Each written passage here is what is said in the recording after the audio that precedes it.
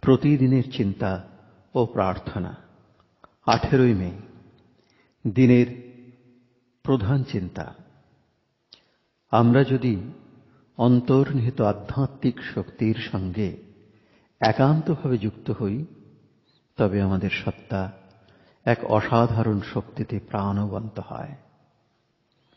মুখস্থ করা যায়, ওগো পুষ্প, সুরভ মধুর অমর জীবন তোমার, উঠিয়াছ ঊর্ধ্বে তুমি প্রভুর সিংহাসন তলে, ভিন্ন তুমি নহ আর তাহা হতে, নম্র হৃদয় তোমার শিখাইল মোরে এক পূর্ণ গোপন রহস্য।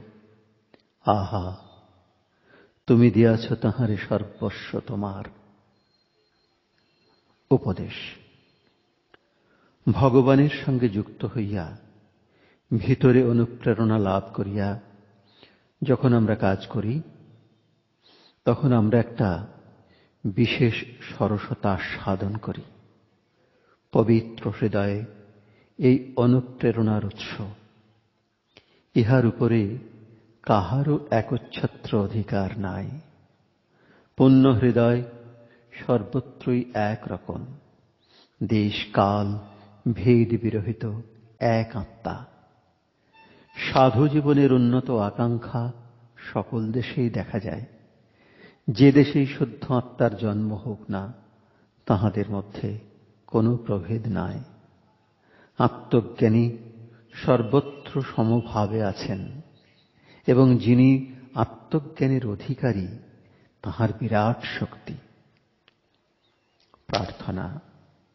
হে প্রভু, তুমিই আমার একমাত্র আশ্রয় ও বিশ্রামস্থল। তোমার দিব্য আলয়ে আমাকে স্থান দাও। নূতন করিয়া আমার হৃদয়ে ভক্তির আবেগ জাগাও। আমার সমগ্র হৃদয় যে অতি দীন অর্ঘ্য, তাহাই তোমার শ্রীচরণে নিবেদন করি।